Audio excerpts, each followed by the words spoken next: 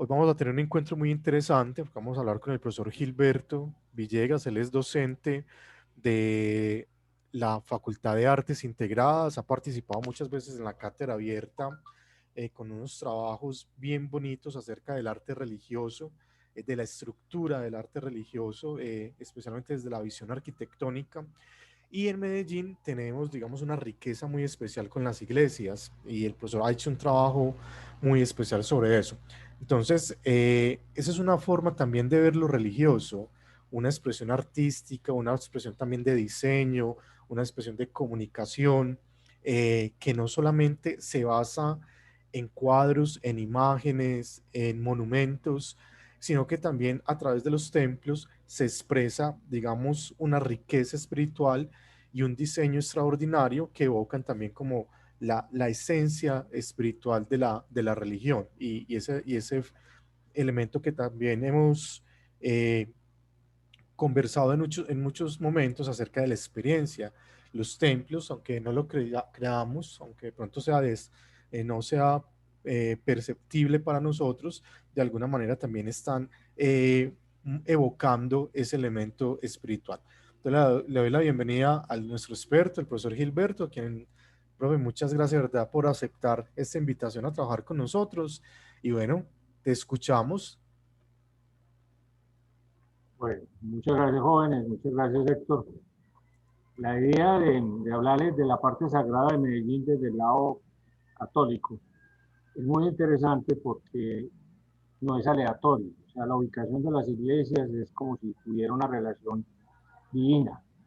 O sea, cuando uno conoce ya, como me toca a mí como arquitecto, conocer la parte geográfica, urbana, de configuración de Medellín, cuando empiezo a estudiar esto van encontrando unas coincidencias, unos ejes que se van determinando de cómo se va configurando Medellín y cómo fue de la mano de la parte de la divinidad. Yo tengo otra conferencia que la he dado con Héctor, que es Medellín, la ciudad de los ocho cerros, que habla de que Medellín es una ciudad sagrada, una ciudad muy especial. Roma tiene siete, Medellín tiene ocho, y las ciudades tienen, de acuerdo a los cerros, como el nivel espiritual. Por eso Medellín pasan tantas cosas raras, por eso estamos viviendo un complot tan grande, porque estamos a punto de un gran despertar sagrado en Medellín. Y entonces esto se combina con lo que voy a hablar aquí de la ubicación de las iglesias, de los templos importantes, de la época que se hicieron, del lugar que está, lo que generaron y muchas anécdotas, pues no dilatando mucho cada iglesia, porque siempre son como 30. Las más importantes de Medellín, pero las que más conocemos, juegan bastante un papel muy cronológico y muy determinante en la historia y la evolución de esta ciudad para llegar a ser una ciudad tan pujante, siempre de la mano con la idea de Jesucristo, con la Virgen María, y muy importante empezar a entender eso. Medellín es una ciudad que fue fundada obviamente por españoles, ¿cierto? Y en los españoles que encontraron en Medellín hay unas fechas muy características, muy importantes, porque Medellín es descubierta el 24 de agosto de 1541 por Jerónimo Luis Tejelo, y esa historia la conoce todo el mundo, en más o menos en donde es el poblado, ¿cierto? Entonces, normalmente las ciudades se desarrollan de norte a sur. Medellín se desarrolla de sur a norte. O sea, en Medellín todo es muy extraño. Se es descubierta en el sur, ya a nivel del poblado, y se empieza a desarrollar hacia el centro. Entonces esto se da en los años 1541 y esta ciudad estaba llena de, obviamente, de indios que se movían entre Guarne y Medellín y pertenecían a los caribes y a los chichas que también llegaron a Bogotá. Esa connotación espiritual que se ve en esa gráfica, pues está marcada por ríos, por quebradas, por lugares sagrados, por piedras. Entonces estos indios tenían muchas referencias con la divinidad. O sea, es una ciudad desde el principio sagrada y cada fuente de agua es muy importante. Estas fuentes de agua hacen que ese río era muy dinámico. Desafortunadamente se nos ocurrió enderezarlo, se nos ocurrió volverlo en cierta forma una cloaca, y por eso está pasando lo que le está pasando ahora, que los ríos no se pueden tocar así, porque eso hacen parte de esa divinidad, esa energía de la tierra unida a la energía del cielo. Entonces uno no puede ponerse a coger ríos y enderezarlos, pero bueno, ya sabemos lo que pasó hace 15 días, que estaba marcado, que finalista en el río, y tal vez perdí ese concurso, fuimos 4 finalistas, porque era el alcalde que yo no hacía eso, porque algún día se inundar y que ojalá ese día no hubiera gente debajo, y exactamente ese día nos salvó Dios, porque ese día hubo toque de queda. Pero todo esto que estoy comentando es para que nos demos cuenta en qué ciudad estamos y por qué cada iglesia va a ser importante en este desarrollo. Entonces empezamos el 24 de agosto de 1541, cuando Jerónimo Listegelo pues llega y descubre el Valle Borá y encuentra a estos indios y empieza una relación con ellos.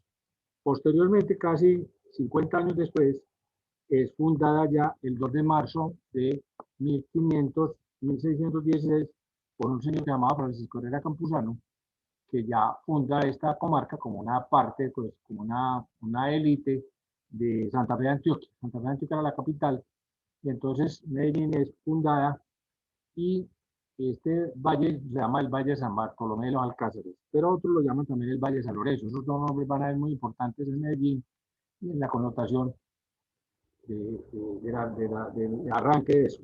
Después, posteriormente, cuando se habla de la fundación de Medellín, hay estas 3 fechas. Y la más fuerte, que fue muy importante en el año 75, cuando se cumplieron los 300 años, se llama el 2 de noviembre de 1675, cuando ya hay un oidor, una persona que ya hace las veces de alcance, se llama Miguel de Aguinaga, que es el mismo del edificio de donde estaban las empresas públicas. No es extraño que el edificio donde se maneja como la energía tenga este nombre. Entonces ahí vamos viendo que Medellín no era un valle suavecito, sino que tenía un señor río. Y después, ya cuando ya se declara ciudad, es en 1813, con el 21 de agosto, con Juan del Corral. Esto va a ser muy importante para el desarrollo de las iglesias. Entonces, la primera iglesia, entonces ahí están todas las fechas, ahí están la configuración de Medellín, entonces quedemos en esta diapositiva.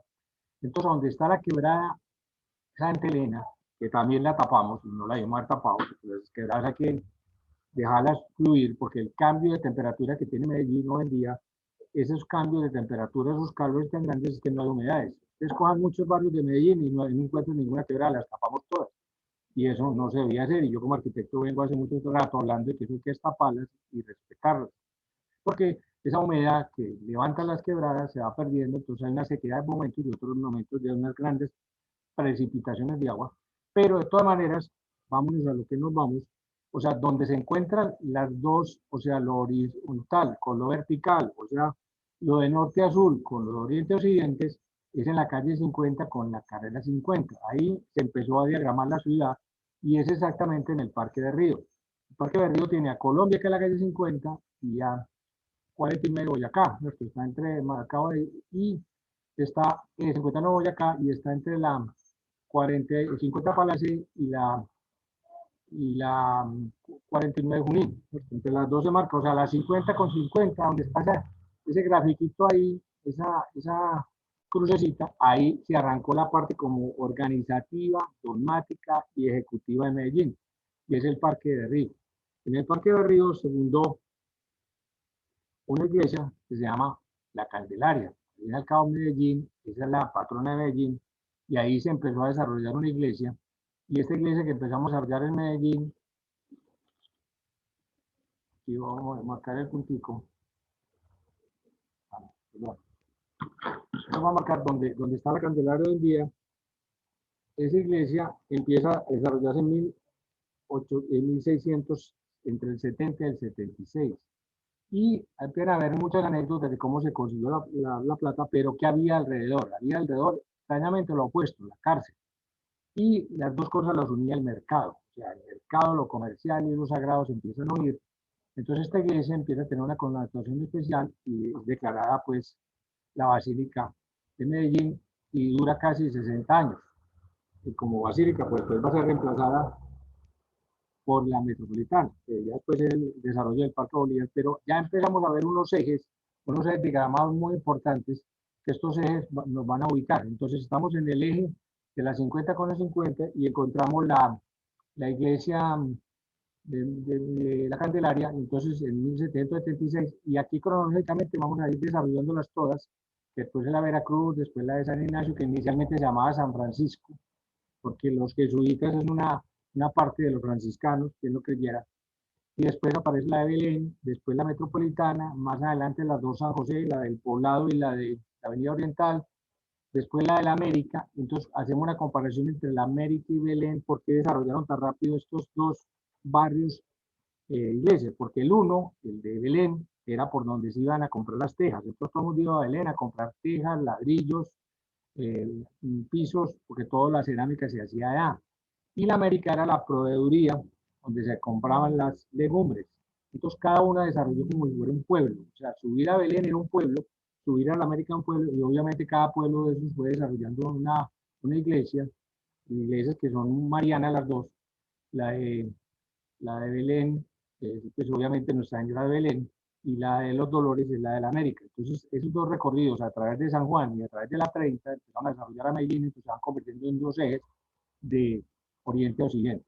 Después está la iglesia de San Antonio, entonces vamos viendo los ejes, cómo se configuran y que extrañamente van quedando 8 ejes, así como ven tiene 8 ceros, tiene 8 ejes sagrados. Entonces el primer eje, como les digo, arranca en la Candelaria y se va a conectar hasta el poblado y después posteriormente se va a conectar hacia donde está el cementerio de San Pedro y compañía. De la iglesia de la Candelaria hacia, que está, digamos, en el centro oriente, por decir así, se va hacia el occidente y se va a desarrollar la Veracruz y después San Benito, que es la iglesia que queda al lado donde está nuestra universidad, en el centro, y ese se configura en otro eje. Hacia el norte se va a configurar, como les digo, la iglesia de San Pedro, pero también en el Hospital San Vicente de Paúl, otra iglesia. Pero también un poquito más al nororiental se va a configurar la metropolitana, en ese doble eje hacia el norte. En el doble eje hacia el oriente, hacia Santa Elena, se va a configurar tanto la iglesia de San Antonio como la iglesia de San Ignacio, que antes, como les decía, la San Francisco, a donde está hoy la plazuela de San Ignacio. O sea, ya les voy a hablar de eso. Y hacia el sur, volvemos a donde arrancamos, a la iglesia de San José, pero se pasa por la otra iglesia de San José. O sea, las dos unen geográficamente y energéticamente esos dos contactos. Y hacia el otro lado vamos a empezar a desarrollar también la iglesia del Calvario, la iglesia de la Milagrosa, bueno, ya para San Manrique y demás. Entonces vamos a coger la Candelaria inicialmente. Esta iglesia, como les dije, fue construida entre 1800, en 1770 y 1776 inicialmente. Era una iglesia, como se ve al lado derecho, o sea, sin campanas, sin torres, simplemente unos almenares, o sea, unas fachadas ahí simples, como para indicar pues que era una torre, pero pues, se construyó la primera cúpula de Medellín, que después va a ser superada por la de San Antonio, y la cúpula tiene una información muy tesa en la arquitectura porque es la tapa del copón. Por eso la mayor tapa del copón en el mundo es la iglesia de San Pedro. La iglesia de San Pedro tiene la cúpula más grande hasta hace un poquitos años, ahora les cuento la anécdota. Entonces, la idea de cuando ahora vamos a ver la comparación con San Pedro tiene una cúpula de 45 metros de diámetro, superó a la de Florencia que tenía 43 y superó al Panteón que tenía 41. En el gobierno de Juan Pablo II alguien hizo una iglesia más grande que todas, que casi nadie lo conoce, que es en Costa de Marfil, en el África. Esa iglesia tiene una cúpula de casi 60 metros y la hizo el presidente de Costa de Marfil con su propio dinero. Se llama la Virgen del Carmen. Es la iglesia más grande, es una copia de San Pedro. Muy poquito sale porque se agarró a pelear con Juan Pablo II, el señor este. Pero es para que tener referencia porque entonces eso hace que tener una gran cúpula es tener un gran copón, o sea, un gran grial, un gran sagrario. Entonces todo eso va funcionando, no es que se hagan aleatoriamente. En esta iglesia, que es la más antigua de Medellín, se empezó a hacer con una piedra que se llama limonita, que la traían del otro lado de Itagüí y de ese costado de Belén. Y empezó a hacer el ladrillo, pero posteriormente la revocan, la empañeta, como se dice, la vuelven blanca, y es una iglesia más o menos de estilo románico, y como les dije, no tenía cúpula, no tenía torres, y las torres fue todo un monumento para hacer las torres. La primer monumento que fue fiesta fue la cúpula, que empieza en 1770 y 90 años después se hace la cúpula en 1860. Después se hacen las dos torres, por lo que llaman las torres del frontis, en el año 87, y para esto hubo todo un acontecimiento, pero el mayor acontecimiento que tuvo esta iglesia fue cuando trajeron el reloj. La gente se iba y se paraba al frente del reloj a ver cambiar las horas, y se hacían casi fiestas por el reloj, y este parque de río se volvió muy importante, porque ahí se reunía todo el mundo al comercio. Entonces, y también los que tenían problemas con la ley, ya pues iban a buscar, pues, a los que tenían problemas con la ley, los iban a buscar los familiares, porque quedaba la cárcel. Es también muy famoso este Parque Berrío y la iglesia, porque José María Córdoba, cuando liberó a Antioquia, se reunió con los 300 hombres que tuvo antes de salir para Río Negro, donde liberó a Antioquia, y él se hizo una ceremonia en esa iglesia, y entonces se conmemora también eso cada rato, de que la Candelaria tiene que ver con ese desarrollo de la campaña Libertador. También hay otra anécdota de esta iglesia, es que en esta iglesia, antes de que se hiciera la calle Bolívar y se ampliara Colombia, que el Parque Bolívar tenía mucha, el Parque Berrío tenía mucha fuerza, todos los bautizos se hacían allá y casi todo el mundo se iba a bautizar allá y se iba a casar allá. Hoy en día se casan en la iglesia 3 personas al año, porque ya nadie llega allá, porque es muy difícil para un matrimonio, pero sí sigue siendo la iglesia donde más comuniones hay. O sea, no en esta época de pandemia, sino en un año normal. De 2 millones de comuniones o hostias que se sacan mensualmente en Colombia, 100.000 iban para la Candelaria. Entonces, mire el porcentaje. Y cada 15 minutos daban comunión. Lo mismo que al día, 8 horas al día había confesión. Entonces era muy famoso cuando la gente era muy católica mantenerse en esta iglesia. Pero esta iglesia fue pasando por cosas como cuando la hicieron las torres, entonces ya había gente que daba plata. Entonces en Medellín hay una parte que se llama Pascasio Uribe, que es una plaza, y es en homenaje al señor que regaló las dos torres. O sea, este señor las dos torres. El reloj lo regaló un inglés que va a ser muy importante, que regala el Parque de Bolívar después, que se llama Taime Moore. Estos tipos llegaban y se apoderaban pues de muchas cosas, porque eran muy ricos, compraban muchas cosas, pero también hacían grandes donaciones a la iglesia. Entonces, por eso muchas veces tienen bustos en la ciudad y interpretaciones como el Parque de Río tiene de Pedro Justo de Río, una escultura en el mismo parque, que tenía que ver porque también le ayudó mucho para hacer la iglesia.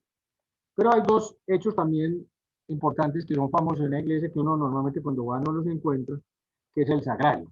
El sagrario lo habían comprado, la catedral de Arequipa lo habían comprado a los franceses y pertenecía a Napoleón III.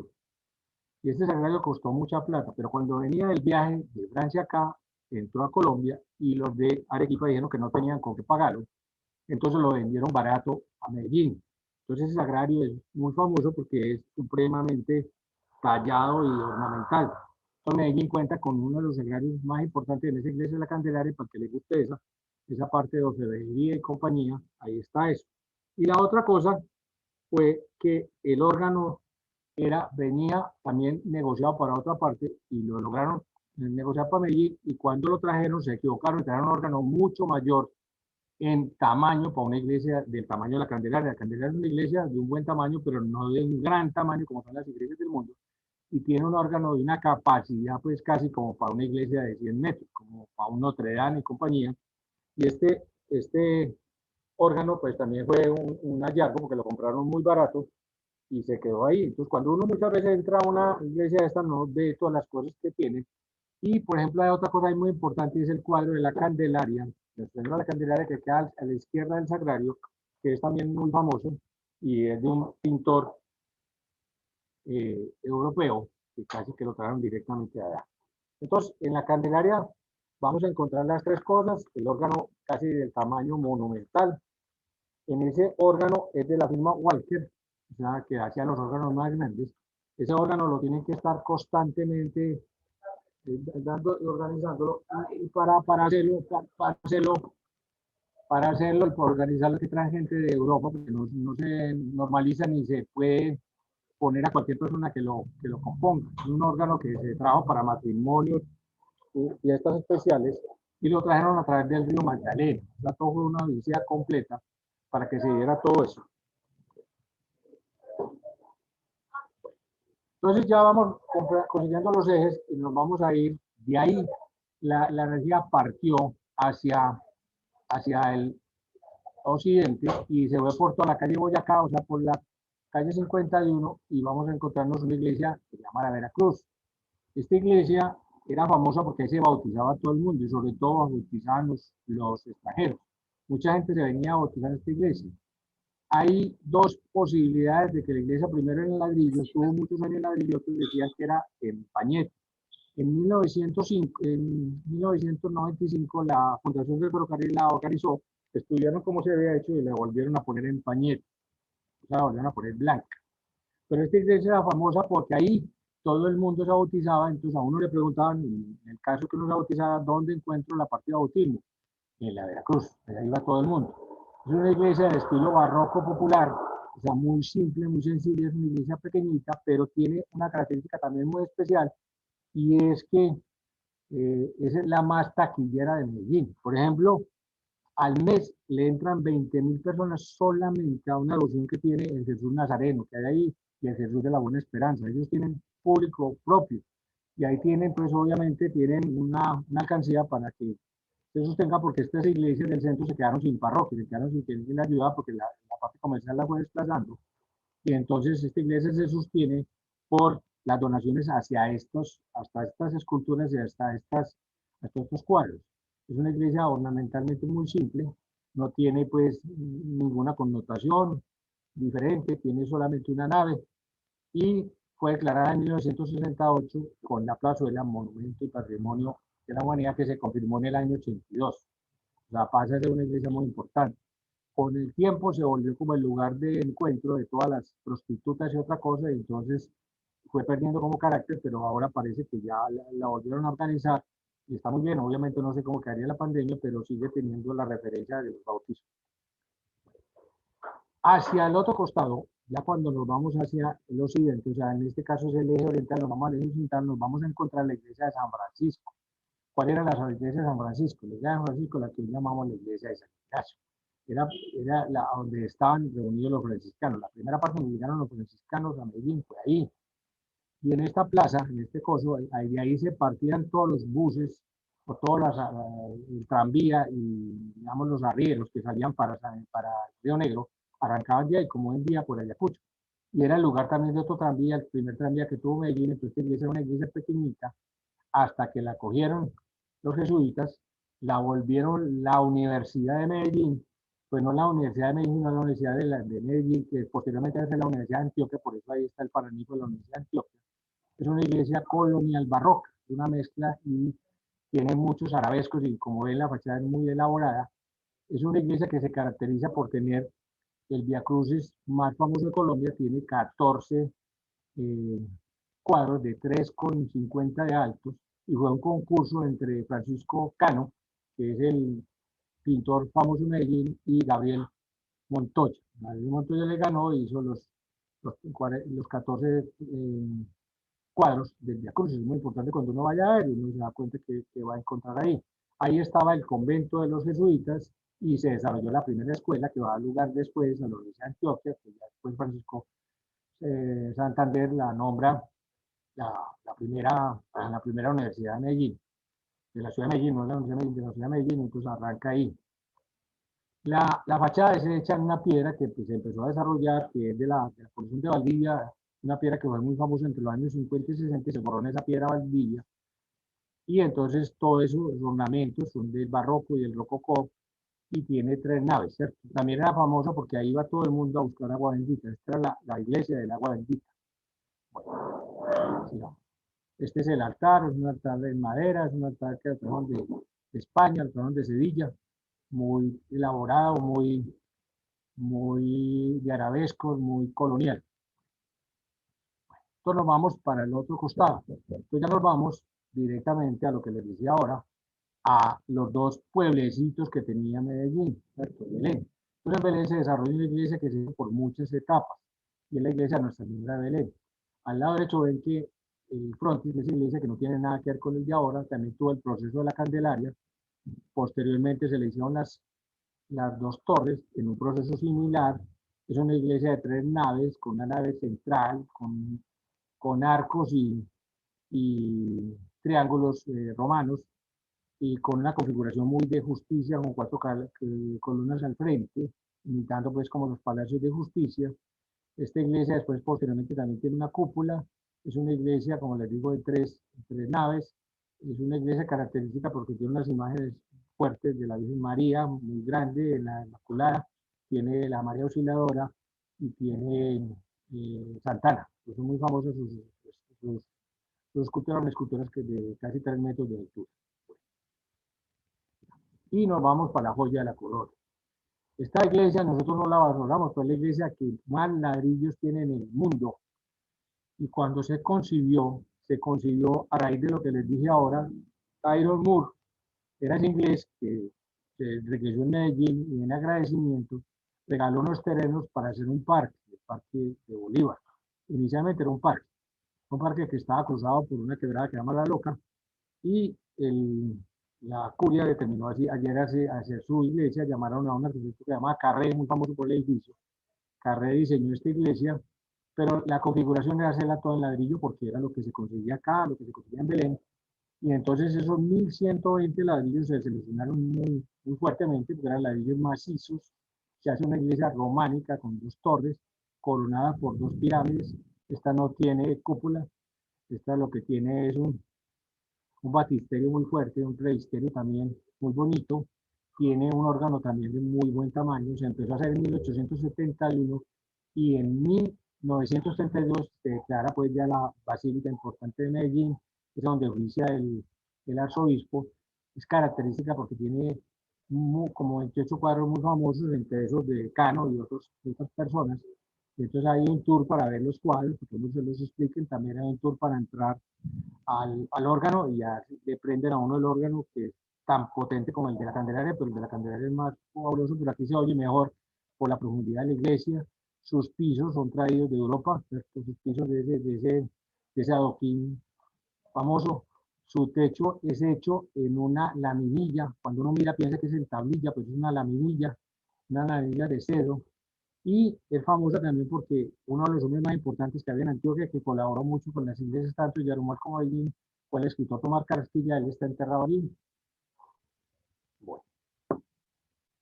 Bueno, entonces vamos viendo la proporción de la iglesia de la metropolitana con la iglesia de San Pedro. La iglesia de San Pedro cabe 20.000 personas, cabe el estadio Atanasio Girardot adentro y cabe el edificio Coltejer adentro. Entonces vamos viendo la iglesia de San Pedro con la pirámide de Keops. Ahí se ve ese cuadro comparativo para ver el tamaño de la iglesia de San Pedro, pero cuando yo tengo casi la mitad de la iglesia de San Pedro y la iglesia metropolitana, estoy hablando de algo característico, que es que al mirar más, además el trabajo del ladrillo es fabuloso en esta iglesia porque no tiene trucos de otros materiales. En los años 90, 80 yo estuve colaborando porque esa iglesia se estaba reventando, y entonces con la fundación del ferrocarril la reforzamos y mucha gente, yo trabajé un poquito ahí, pero me tocó mucho, por eso sé muchos datos. También tiene mucha historia, están los bosquejos directos de Carré ahí.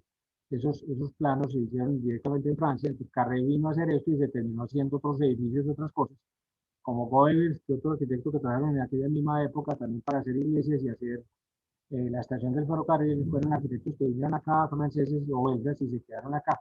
Y trajeron toda esa tecnología y todo ese ornamento y todos esos detalles de las columnas corintias que tiene esta iglesia, y el manejo es impresionante, y mucha gente la ha determinado como la quinta iglesia más bonita del mundo.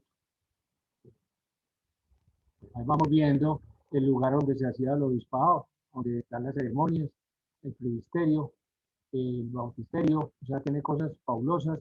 Las columnas por dentro son en madera, o sea, madera, son pilares de madera hincados, porque esta zona era una zona de terreno flojo, y entonces toda una joya de arquitectura. Casi que uno, si se pusiera a detallar esta iglesia, le haría para una sola conferencia. Ahí vamos viendo, por ejemplo, el batisterio que les digo, también tiene una pequeña cúpula, el tamaño con el altar, es todo labrado, es imitando el baldoquino de San Pedro, el de Bernini. Pues también hay muchas cosas que se trajeron. El manejo de la teja también es teja de barro, o sea, todo traído de Belén. Dicen algunos que la mezcla metían sangre de toros, otros dicen que son mentiras, pero lo que sí tenía es cal, o sea, a base de cal. Esta iglesia hay que mantenerla cerrada porque se mantiene llena pues hoy en día, pues en el punto que está muy aporreada porque le entra mucho indigente y demás, pero sería muy importante que todos los niños hiciéramos como más fuerza para que esto se volviera parte de un gran tour.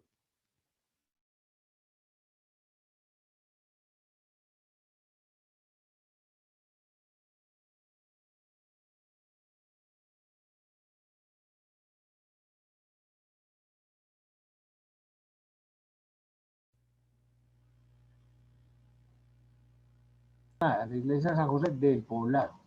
O sea, la iglesia de San José del Poblado se caracteriza porque se trató de buscar el lugar de la fundación de Medellín en una colina que había en el Poblado. Obviamente antes tenía todo un parque para ello, con la avenida del Poblado, pues se retiraron a esta iglesia, les ha hecho mucho daño el automóvil, porque les daña sus atrios y compañía. Esta iglesia fue diseñada por el otro arquitecto que les decía, que es el mismo de la fundación del ferrocarril, y se llama Agustín Goares. Goares hizo muchas cosas, hizo también el Palacio Municipal, un arquitecto que trajeron de Bélgica, que diseñó muchas cosas, hizo más de 100 obras aquí en Medellín, también el Palacio Uribe Uribe, también es de él. Y en esta iglesia se conmemora el 2 de marzo de 1616, es una iglesia también de una sola torre, o sea, un solo campanario, y un solo fuerte, porque a los lados tiene pues obviamente una sola nave. El arquitecto que le colaboró a Goares se llamaba Jesús María Mejía, que fue cuando estos tipos empezaron a dejar ya ayudantes que posteriormente son los que hacen los arquitectos que van a dar lugar a que después se funden las dos facultades de arquitectura, porque ellos se fueron a estudiar después a Francia y a Europa, y cuando vienen pues fundan la facultad de la Bolivariana y la Nación a la misma época de arquitectura que a nosotros nos interesa. Entonces esta iglesia también es hecha en ladrillo, y entonces aparece la moda de esta iglesia en ladrillo, la de San José también, la avenida Oriental en ladrillo, y la de una que es muy parecida a la Girardota. Juegan a lo mismo, en arcos románicos, techos en teja de barro, relojes también traídos de Europa, la configuración de ventanas en arco, aparecen unos bonitos vitrales, pero esta iglesia es muy sobria, muy sencilla, muy simple. Bueno, después de esta nos vamos a la avenida Oriental, a esta iglesia, como la de San Antonio, se les apareció la Virgen porque quedaba en una calle que se llamaba la calle Unión, que era una callecita pequeñita, que se convertía después en la calle Caldas, que iban a dar a San Juan. Entonces por aquí pasaban muy poquitos carros, y a esta sí les convino el destapar de la avenida Oriental porque se vieron, pero se quedaron sin parroquia. O sea, unas por otras. O sea, esta iglesia, como el San Antonio, son muy visibles para todo el mundo, pero se les dañó el frontis, se les dañó lo de afuera, pues el ara o la llegada a esta iglesia, ¿cierto? Y en esta iglesia aparecen dos capillas que después se volvieron, que eran de San Francisco y San Lorenzo. Entonces vamos a ver que San Francisco y San Lorenzo van a estar siempre, estos dos santos, en todas las iglesias de Medellín. Esta tiene el rosetón del gótico en el centro, tiene 3 naves, es una iglesia que es también como la del Poblado Honor a San José, ¿sí? Y tiene un cuadro muy famoso de San Lorenzo. Bueno, sigamos. Volvemos a la iglesia del Poblado, sería muy importante porque me olvidó hablar de este altar, ¿cierto? Que es hecho todo en madera de palo santo. Y entonces, y miren los dos colores de la madera, son puros completamente, arriba es de palo santo y abajo es de cedro café puro. Y ahí vemos la planta, que es una iglesia muy sencilla, con una nave principal muy importante y unas 2 naves secundarias simples. Entonces, como les decía, tanto Belén como la América iban a tener su representación, y las dos terminan haciendo iglesias con cúpula. Esta iglesia de la América es la iglesia que tal vez ha sufrido más en Medellín, porque casi que lo que es San Juan hoy en día hacía parte del atrio. Entonces San Juan se fue ampliando, se fue ampliando, se fue ampliando, y la dejó sin parque. Pero también en la 84 al lado, también le pasaron la 84, entonces casi que la dejaron en la esquina, y eso ha hecho que esta iglesia se haya rajado muchas veces. Se haya rajado, ha tenido muchos problemas, estuvo la cúpula a punto de caerse por ahí en el año 1983, entonces me tocó colaborar ahí con el padre Nao, ayudándole pues a como hacer unos planitos. Es un estilo muy raro, que es el estilo bizantino, que es copiado pues de la época de Constantinopla, y también el diseño de Goares. Es una iglesia de 3 naves, también con unos arcos muy similares a la de Belén, pero de un tamaño mucho más pequeñito. Es configurada por 3 almenaras o 3 ventanas superiores. Esta no tiene el rosetón, y tiene también un reloj pues, que fue característico de la obra, y tiene casi 4 columnatas pequeñitas, 2 al frente de la nave principal y 2 a los lados. Hace poquito se le cayó un pedazo, en esta pandemia, le cayó un pedazo en la obra de la calle 84. Nos vamos para la iglesia de San Antonio. Esta iglesia es de los franciscanos todavía, es la iglesia que tiene doble entrada. Era una iglesia que era parte de un gran mausoleo, y esta iglesia tiene una cúpula. Esta cúpula me tocó a mí reforzarla en el año 1993 porque se estaba cayendo. Ahí hice buena relación con los franciscanos, que me pagaban con botellas de vino.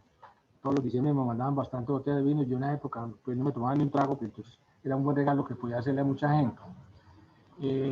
Es un templo que se ha caracterizado por no tener parroquia, nunca ha tenido parroquia, porque siempre ha sido llevada a una parte muy comercial de Medellín, y después le clavaron el Parque de San Antonio, donde pues antes había como un poquito de vivienda. Fue a muchos años la iglesia al lado del cementerio de carros más grande que había. Tiene un púlpito muy interesante, muy bonito, y tiene un comulgatorio también muy bonito. Son las iglesias que todavía conservan entre el altar y entre los ábsides para comulgar, con que la gente se arrodille, ¿cierto? Maneja eso. Es una iglesia hecha en pañete, tiene unos colores fuertes rojos, y unos en las pechinas, que son a donde están esos rosetones, tiene el lugar de los frailes franciscanos de la historia.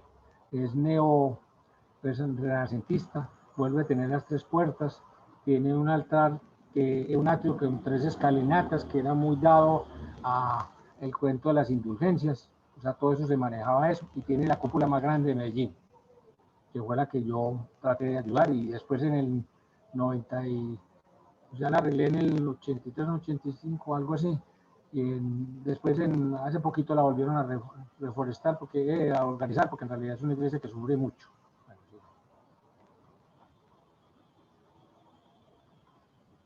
Bueno, entonces en los ejes que digo de Medellín, había un eje que se iba hacia eso que será en Medellín, pues como hacia el oriente, al oriente norte, y se fue al colegio del sufragio. Este eje era donde pasaba el tranvía, y se creó un parque donde la gente iba a comerciar las cosas que normalmente no se daban en el centro. El parque de Boston se ha caracterizado por tener dos características. Una era donde vendían el mejor pescado, que se llamaba la sabaleta, y sobre eso se hizo todo un cuento. Entonces la gente iba a comer sabaleta al parque de Boston, pero también la gente iba a hacer la primera comunión a la iglesia de los salesianos, ¿cierto? De los de San Juan Bosco y la Virgen María y la María Auxiliadora. Esta tiene unos óleos así como tan característicos como los de Montoya. En la de San Ignacio, esta tiene los óleos de Braucero, y tiene 48 vitrales también muy trabajados. Es otra iglesia también hecha en ladrillo. Alrededor de esta iglesia se hizo toda la comunidad y el colegio de los salesianos, y durante muchos años era como un parque aleatorio al centro de Medellín, donde la gente casi que tenía un comercio que se fue desarrollando a través de la iglesia de la calle de la Playa, que posteriormente era la iglesia de los alumbrados. Entonces la iglesia de los alumbrados arrancaba, o los alumbrados arrancaban del Parque Boston y llegaban hasta la plazuela Notibara. Entonces esta iglesia, la característica, es también hecha todo en ladrillo, y es una iglesia muy hermosa, y sobre todo es bueno ir a ver todos esos cuadros del amigo Braucé. Bueno, ahí vamos viendo el colegio, la proporción de la iglesia, el parque de Boston. Bueno, la iglesia de San Benito. Hace muchos años estuvo en pañete blanco. Hace unos años les dio por destaparla porque inicialmente era en ladrillo. Es una iglesia neorrománica, es una iglesia de una cruz casi griega, muy pequeñita, casi que tiene sus 4 entradas originales, pues ya van 2, conectada pues a los benedictinos. Posteriormente es unida a los franciscanos. Es una iglesia que tenía tal vez la parroquia más importante de Medellín cuando existía la estación Villa donde llegaba el ferrocarril, donde está casi la minorista. Eso era un barrio muy bonito y muy de caché, con la minorista, con todas esas cosas. Eso se va invadiendo, y hoy en día pues la otra parte de Rafael de la Serna, que era el colegio, pues y nuestra universidad pues quedó invadida por un montón de locales comerciales, y eso se volvió un antro. Entonces guayaquilizó, como se dice. Entonces esta iglesia perdió poder. Es una iglesia de un frontis muy bonito, es hecho en arbotantes, o sea, en varios elementos continuos. Es una columna corintia, pero es una iglesia pequeñita, bonita, y marca el eje Candelaria, Veracruz, San Benito, hacia el occidente. Esta iglesia es poco conocida pues de la gente, pero es una iglesia muy importante porque el cementerio de San Pedro era un cementerio de categoría donde todo el mundo iba a enterrar sus muertos, a un mausoleo. Es una iglesia también hecha por Govares, tiene unas tallas en madera impresionantes, tiene un altar muy bonito, tiene unos vitrales también espectaculares, era el centro de este cementerio y alrededor de ella había una calle principal y estaba unido a todo ese barrio. Lo peor que le puede haber pasado es que cerraron ese cementerio, esta iglesia ya perdió protagonismo, ya no se usa sino solamente para pues las ceremonias de muerte, porque antes era la iglesia de todo el barrio. Y entonces es muy importante uno ir a ver las tallas de madera. Durante mucho tiempo fue utilizada para como unos recorridos que se hacían por la noche, no sé si todavía, donde se hablaba de la iglesia, se hablaba de los mausoleos. Cada familia importante tenía ahí un mausoleo que combinaba con la arquitectura de esta iglesia.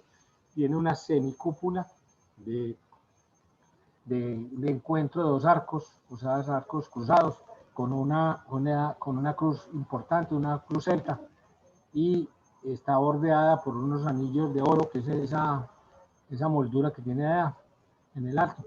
Y pues durante muchos años era el cementerio preferido por todo el mundo, hasta que ya apareció Campos de Paz y los otros. Bueno, en el eje que arranca con la iglesia de San Ignacio, que se iba hacia Río Negro, en la mitad del camino está la iglesia del Sagrado Corazón, donde están las monjas que manejan esto y manejaban un hospital. La calle de Ayacucho pasaba por ahí, el tranvía pasaba por allí, hoy en día ya el tranvía volvió a estar ahí. Es una iglesia, no, perdón, estoy hablando del Sagrado Corazón, que es muy parecida, estoy hablando del Corazón de Barrio Triste. Esta iglesia de Barrio Triste también era muy importante en Medellín, cuando Barrio Triste era simplemente un barrio que se fue configurando para donde arreglan los carros. También es diseñada por Bovares, es una iglesia que da una tristeza ir a ver porque está muy aporreada. Adentro tiene casi 1000 metros, tiene un presbiterio muy importante, un púlpito bonito en mármol, como les digo, tiene casi 1000 metros. El altar se encuentra en el cruce, ya empezamos a ver iglesias como europeas, donde el cruce de las dos naves, o sea, la nave que va de oriente a occidente con la nave que va de norte a sur, se llama un transepto, en ese transepto está el altar. Esto es copia de las iglesias góticas, está coronada también por una gran torre, y hoy en día le tuvieron que poner una reja afuera porque era el antro de todos los gamines que hay en Barrio Triste. Todavía es una iglesia que se veía restaurada, es muy bonita, también es hecha en ladrillo. Bueno, me voy para la de Manrique. Esta de Manrique fue hecha en 1931.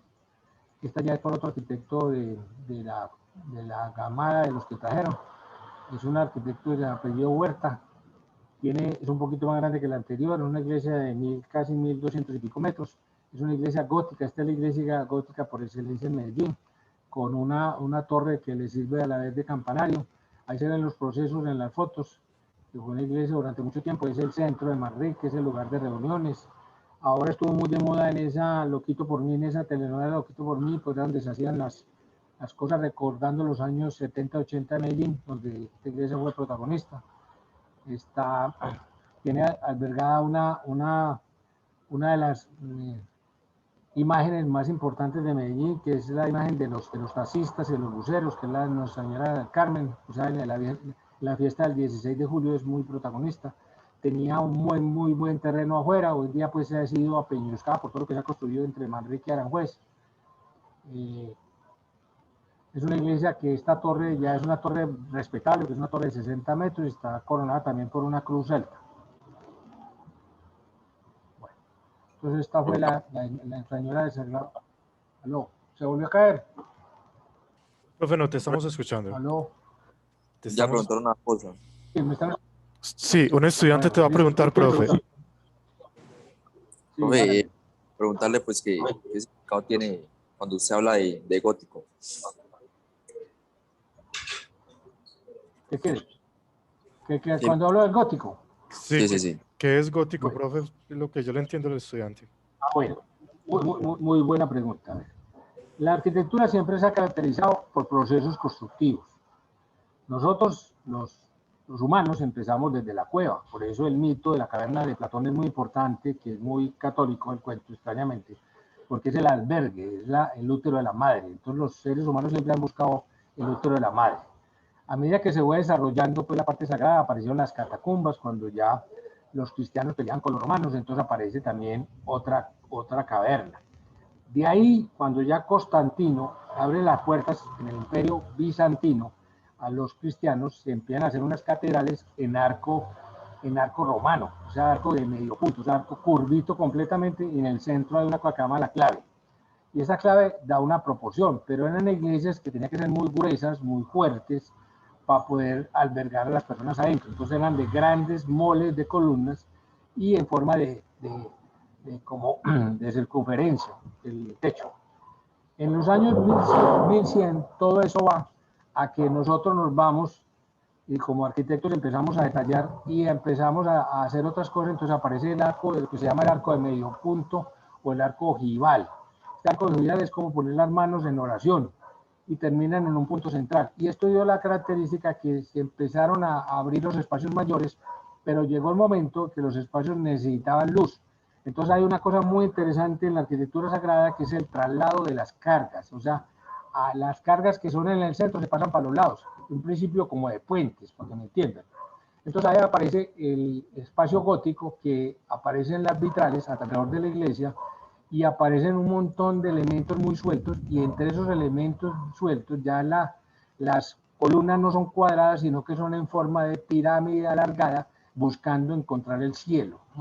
Entonces en esta iglesia se ve tanto las dos torres como el centro de la iglesia en forma de una pirámide hacia el cielo muy alargada porque ya se permite tener formas de arquitectura muy sueltas. Lo que se está buscando es a Dios siempre. Las torres indican la aproximación del hombre hacia Dios. En la simbología la torre es la casa de Dios, o sea, el altar, el cielo. Todas las iglesias góticas van a tener torres muy aligeradas, elementos centrales muy aligerados y la luz lateral. Esta iglesia todavía no la tiene porque este es un gótico todavía muy primario, pero ya uno cuando entra a Notre Dame, a Chartres, a una serie de iglesias en el mundo, eso es lleno de vitrales y de iluminación por dentro, donde aparece ya el vitral como elemento sanador, porque lo utilizan para sanar, los colores de sanación. Entonces todo eso se va haciendo que la arquitectura, lo sagrado y la medicina empiezan a funcionar y el gótico es famoso por eso. En el centro o a la entrada de la iglesia siempre va a tener una puerta principal y esa puerta principal va a tener un montón de arcos como hacia adentro, como se puede ver ahí, y eso se llaman los archivoltas y esos son los caminos hacia el cielo, los caminos a la Nueva Jerusalén, o sea, todo eso tiene que ver con el Apocalipsis. Las iglesias góticas importantes del mundo están en ese que lo que tapa la entrada, lo llamamos el frontis, ahí va a haber muchas esculturas. Aquí simplemente hay un símbolo de la Trinidad, como se puede ver entre los tres círculos. Y encima de eso siempre había un rosetón. Y el rosetón iba a tener 24 lados, porque es la configuración al día, pero también es orientado hacia la rosa de la cruz, que es la Virgen María. Todos esos lenguajes hacen que lo sagrado se vuelva espectacular y cuando uno ve una iglesia, esto uno no percibe todas las cosas que hay detrás y todos los simbolismos. O sea, todo se hacía paso a paso. Es muy triste cuando hoy en día hacemos iglesias que son unos galpones, que no tienen nada que ver con lo sagrado, cuando antes le gastábamos tiempo, obviamente, plata, pero también era que el rito del encuentro con Dios era muy dado. Entonces todo esto se refleja en estas iglesias, por eso escojo estas iglesias que tienen un valor simbólico muy interesante, pero también lo que he ido descubriendo cuando Héctor me ha pedido el favor de que vaya trabajando esto, es como unos lugares que casi sagrados que hay en Medellín que se fueron uniendo por las vías y por unos ejes. Entonces cuando ya uno lo mira es como si Medellín tuviera plasmado una protección muy grande. Cada iglesia de esta se convierte como en lo que los médicos llaman los chakras o elementos de energía muy bonitos. Muchas de estas están dedicadas a la Virgen María, donde hacen que Medellín es una ciudad muy mariana, y entonces se hace todo un cuento. Entonces cuando hablamos de Nuestra Señora del Sagrado Corazón unimos a la Madre con el Hijo. Entonces hay muchos actos sagrados para los que verdaderamente les interesa la religión, y es que todo eso tiene un tratado muy grande entre la unión del hombre y la tierra, y entonces no hay nada aleatorio. Desafortunadamente nuestro urbanismo, nuestra forma de concebir lo económico, hemos ido desplazando estos lugares tan bonitos, casi que uno, digamos como alcalde, le debería gastar un tiempo a organizar lo externo de esta ciudad y hacer que Medellín fuera, cuando uno viniera, y si uno tiene una connotación sagrada o espiritual de la religión que quiera, casi que un camino, que es este camino, que lo teníamos pensado hacerlo físicamente en San Buenaventura, pero nos atravesó la pandemia, para que uno haga un recorrido pues de ya varios días, a mostrar cómo se unen y cómo puede ser la solución para una ciudad tan agreste como esta ciudad, de empezar a hacer unos caminos de peregrinación y caminos sagrados, donde lo que no importa tanto son los locales comerciales, sino como que el ser se vuelve a unir. Entonces, cuando uno entra a estas iglesias, uno se conecta con Dios inmediatamente. La mayoría ya las tienen que mantener cerradas, porque ya pues no hay respeto por muchas cosas. Hubo una época que entraban al sagrario y robaban el copón. A usted no les tocó, pero a mí sí me tocó. Entonces, todas esas rejas y todas esas cosas que tienen que se tiran en la arquitectura hacen que no tengamos el verdadero valor que tienen esto. Casi que uno debería sacar un libro solamente de esto. Yo estoy llegando a prepararlo y como indicándole a la gente que Medellín es muy turístico desde lo sagrado, porque también hay otras iglesias no de católicas, también muy importantes, no muchas, pero también que es una búsqueda de Dios. Bueno, entonces esta iglesia es acompañada de las monjas que tienen una clínica al lado, es el recorrido hacia, como le digo, a Santa Elena, y tiene toda la configuración de uno de los lugares donde más se movía la gente, que era el tranvía, y todas las personas que vivían en Buenos Aires, que eran muy amantes. Buenos Aires es característico por esta iglesia y por el tango. Entonces el tango era también un recorrido, y toda esa coreografía que tiene el tango, todo eso también ícono y sagrado que tenía, se refleja mucho en este cuento. Por eso es tan importante San Lorenzo, y por eso no es extraño que el Papa sea tan hincha de San Lorenzo, un equipo de Argentina, porque en la Argentina San Lorenzo es muy importante. San Lorenzo de Brindis, que fue un franciscano, también tiene que ver con muchas cosas de estas. Bueno, sigamos. Bueno, entonces nos vamos para una iglesia más pequeñita. Entonces ya sea el otro costado de la ciudad, otro eje, que es el Robledo, se llama Nuestra Señora de los Dolores. Es una iglesia de 1933, es una iglesia ya más simple, maneja los tres cuerpos con una serie de triángulos que representan la Trinidad, con los tres arcos, ya con un atrio ya más protegido. Hasta tiene un parquecito al frente, se ha respetado, porque para bien de ella, pues la carretera que sube a Santa Fe de Antioquia es una calle muy empinada, entonces no abierto. Entonces por ahí pues ya se ha desplazado por detrás. Tiene 5 órdenes de arquitectura, o sea, tiene una revoltura que si el que quiere aprender estilos de arquitectura lo va a aprender, pero marca su cuento, y ahí se desarrolló una comuna muy importante, que es la comuna de Robledo.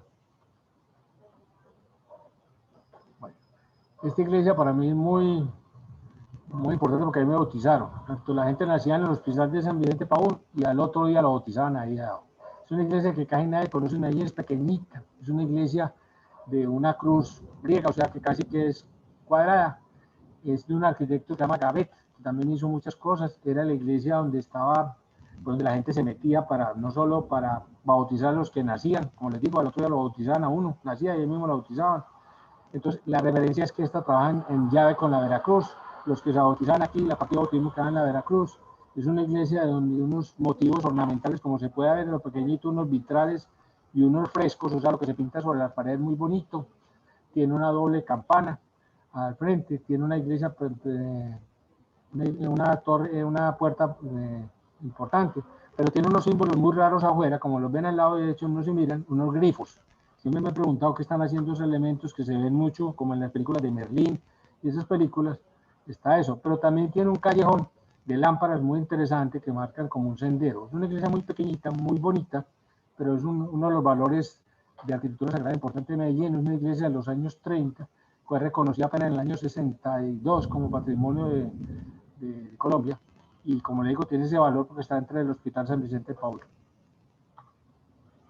Bueno, esta iglesia es declarada también monumento nacional, también es de las iglesias de ladrillo, la llaman la iglesia del Calvario, era muy famosa en los Viernes Santos, la gente llegaba allá. Además es una iglesia que tiene una escalinata grande por fuera, entonces el recorrido como el Via Crucis se hace a través de esta escalera en aquellos años. Su fachada yo creo que se quedó en el tiempo, pues yo creo que nunca hubo plata para hacer los rosetones, entonces quedó así como si fuera como una pequeña perforación en el ladrillo, pero lo que combinaba era que simplemente era un motivo para hacer algo el día de mañana. Pertenece a las iglesias triadas, o sea que 3 lados van dando uno solo. Tiene una torre principal con su buen reloj, tiene la connotación de un campanario en el centro, que eso también simbólicamente, y vuelve a aparecer los archivoltas, o sea, los 3 arcos para entrar a la puerta principal. Y vamos a terminar con estas dos. Por ahí esta de la Virgen de la Roca es muy importante, porque eso casi que se está volviendo un icono como lugar de peregrinaje de Medellín. Y pues voy a terminar con las que ya no son clásicas. No, este lugar se ha vuelto muy importante y casi que hizo que cambiaran la calle 12 Sur. Entonces lo pongo ahí porque con los años esto va a ser muy importante y cada vez se le ha ido adicionando.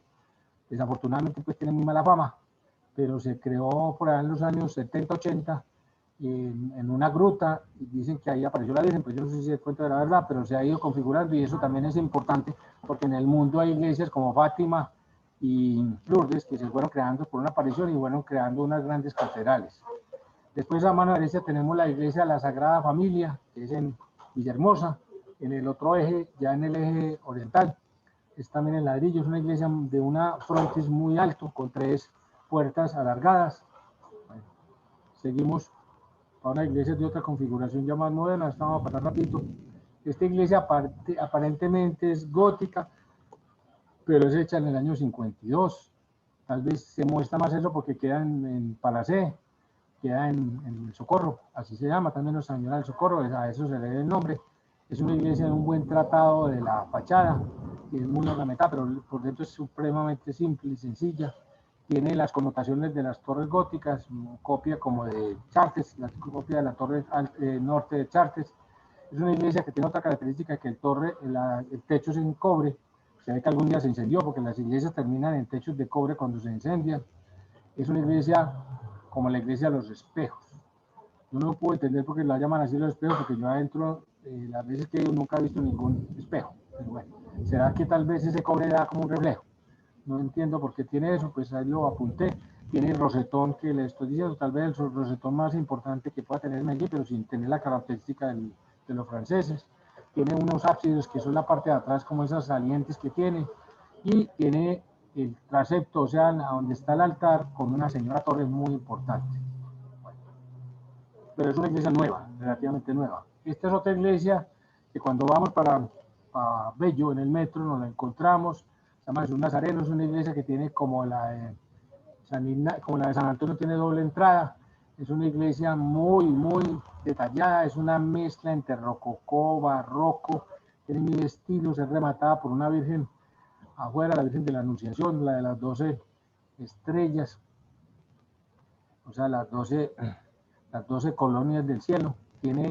Dicen que exactamente 3 torres, pero en realidad la que se destaca es la torre central, tiene también cúpula. Por dentro tiene una muy buena altura, pero una ornamentación en blanco un poquito chillona, al estilo. Es marcada por una serie de piedras bogotanas y piedras valdivias muy trabajadas. Tiene un montón de torrecillas que imitan como la iglesia de Milán, o sea, hay una parte de la cúpula. También está en un punto muy desagradable, porque eso por Bolívar y por Juan del Corral ha sido muy aporreada. Tiene ventilación lateral, que es muy, muy bueno para una iglesia, para manejar el calor, que muchas iglesias cuando están entre medianeros la aporreado. También poco a poco le fueron quitando el atrio, pero se ha ido conservando y está en un momento, en un lugar neurálgico pues muy grave. Tiene un buen rosetón y tiene una torre hecha por secciones. Bueno, esta iglesia, en la empresa que yo trabajé cuando empecé a estudiar arquitectura en el año 73, la hizo en el año 62. Es una iglesia de la Consolata. En esta iglesia se muestra muchas veces el capricho de un sacerdote, cómo hace valer 10 veces más. La iglesia era un cono totalmente copiado de Niemeyer. O sea, el arquitecto Niemeyer de Brasilia hizo unas cúpulas hechas en hormigón, o sea, en concreto, y unos paraboloides hiperbólicos. Y esta iglesia, al centro de la iglesia, quedaba el domo central. El sacerdote determinó mover hacia el altar, entonces por eso es como un sombrerito hacia atrás, y eso valió 6 veces más de lo que tenían. Obviamente se demoraron muchos años. Es una iglesia en lo simbólico muy simplona, buscando como copiar una época de los años 50 y pico. Por eso fue hecha en el 62, que era pues Brasilia, donde se empezaron a volver moda. Estas iglesias dieron lugar a que muchas iglesias en Colombia, como la de Fátima, la Bolivariana, parten de esta configuración de concreto vaciado, como en la Santa Rita también en la 33 con la 80. Bueno, sigamos. Bueno, aquí está al lado la de San Nicolás de Tolentino, es una iglesia también simplona, marcada por 8 columnas, con 3 puertas principales. Donde iba el rosetón hay una cruz simple, como a color azul, tiene el torreón encima, está el triángulo crístico en la mitad, el de la Sagrada Familia, con otras 6 columnas arriba. Es una iglesia que es muy característica porque era una iglesia donde la gente iba mucho los martes, o sea, el martes de María Auxiliadora de Sabaneta, antes era el martes de San Nicolás. Era famosa porque allí había una panadería muy grande, entonces la gente iba a comprar bizcochos, que era una cosa como cuadradita, que no la he vuelto a ver, y entonces la gente iba allá y había toda una vocación a San Nicolás de Tolentino. Y está el templo de la Boleriana, que era también hecho como copia de la iglesia de San Francisco de Niemeyer, o sea, también en paraboloides, en arcos continuos. Esta iglesia en los últimos años se partió en dos. Una parte se dedicó ya pues a lo sagrado, otra parte a un auditorio. Tiene una forma de terminación muy agreste, que son las ventanas posteriores, que no combinan nada con la arquitectura. El vitral sí es imponente. A través de los años ha cambiado mucho. Esa iglesia, yo que fui estudiante de la Boleriana, ahí nos hacía la primera comunión. Y era muy famosa porque era la iglesia importante de Laureles hasta que llegó la de Santa Teresita. Bueno, entonces ahí está el resumen, no oigo preguntas.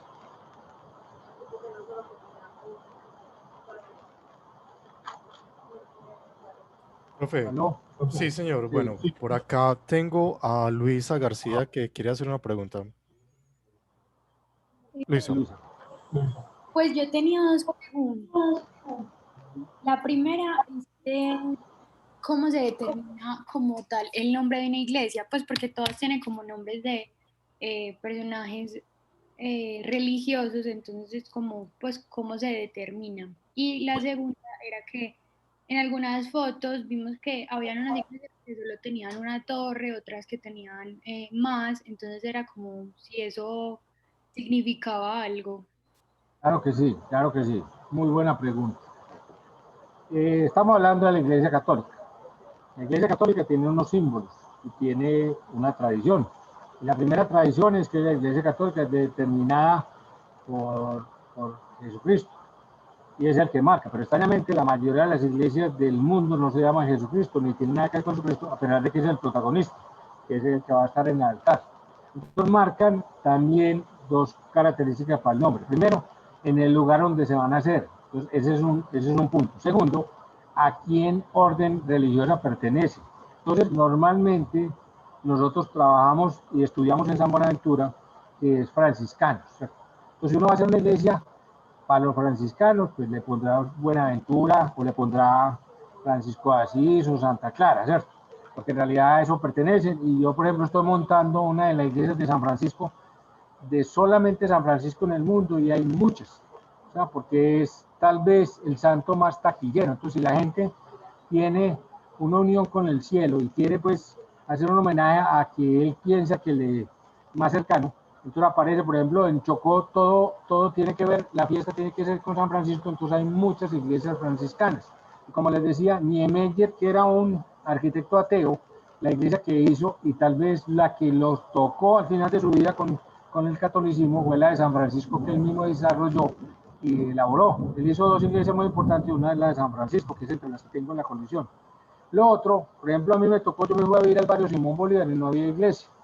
Y un día el suegro mío, cuando me casé, me dijo, ¿por qué no nos ayuda con la iglesia? Y llegó el sacerdote, el padre Gustavo Gómez, y él era muy seguidor de Nuestra Señora de Chiquinquirá. Además tenía un cuadro, copia de la Chinca, que así la llamábamos, de Boyacá.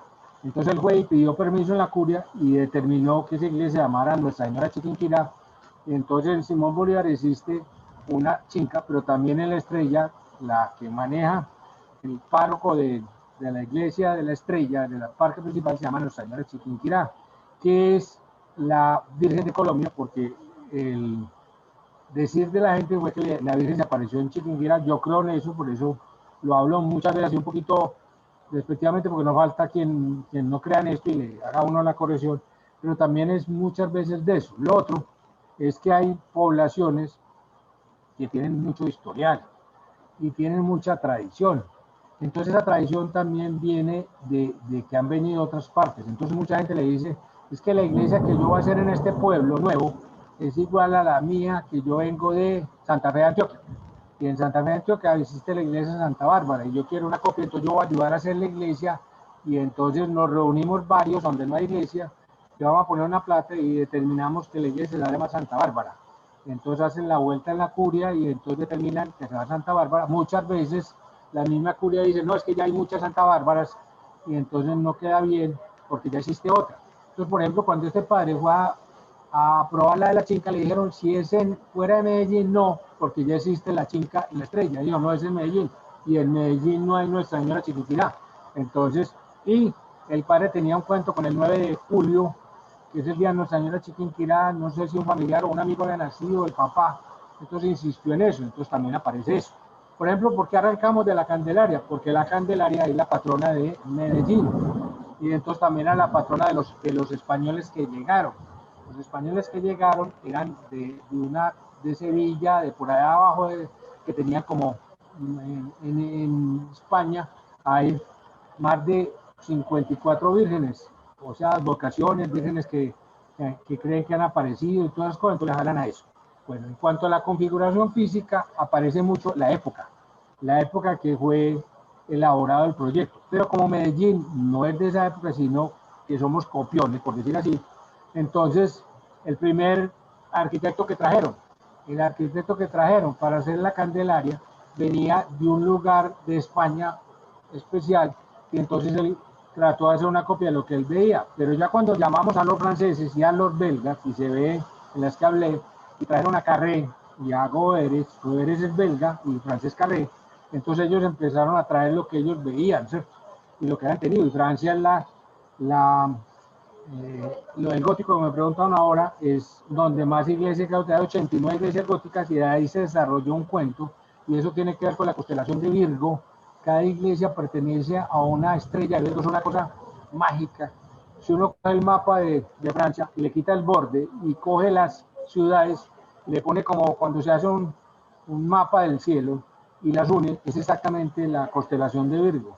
Y constelación de Virgo tiene que ver con la Virgen María, y todas esas iglesias son dadas a Nuestra Señora, porque por ejemplo la iglesia de París se llama Nuestra Señora de París, pero la de una ciudad muy importante que se llama Chartres es Nuestra Señora de Chartres, la otra se llama Nuestra Señora de Reims. Todas son dadas a una Virgen negra, que es una Virgen negra, la parte de María, pero de la María que tiene que ver con la tierra. Entonces eso da lugar a que esas iglesias se desarrollen, entonces casi que la una le copiaba a la otra ciertas cosas, pero también la idea era hacer la torre más alta, más decorada, más bonita, con el vitral más espectacular, y se iba volviendo en una moda. Entonces llega el momento que vamos a determinar hacer una iglesia, como les dije, digamos, la metropolitana. Entonces llaman a un arquitecto francés, ya no estamos totalmente en el gótico, pero sí va a tener una de las características del gótico, que son las dos torres a los lados. La torre es como les decía, es la unión con Dios. Entonces cuando usted llegaba a un pueblo, lo primero que tenía que ver era la torre.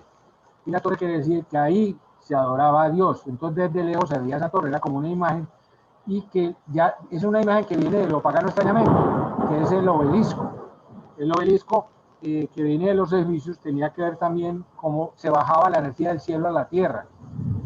Todo eso tiene unos términos que uno se mete en otras cosas, como lo que llama el Kibalión, que lo que es arriba es abajo, que lo practican mucho en nuestros evangelios. Entonces casi que es bajar la energía del cielo a la tierra, y eso es lo que hace una iglesia. O sea, usted se va a encontrar ahí con Dios porque ahí baja la energía de Dios, si uno cree eso. Entonces aparecen las que tienen dos torres o una torre, pero también eso tiene que ver con épocas también que marcan el mismo gótico. El gótico arrancó con una torre, se hacía una torre y después determinaron hacer las dos torres. Las dos torres tienen que ver con lo que se llama el Templo de Jerusalén, porque es un portón de entrada a una nueva dimensión, y se llaman yaques y boaz. La torre derecha, la masculina, se llama yaques, y la torre femenina, pues visto del frente de la iglesia hacia afuera, o sea, al revés de uno.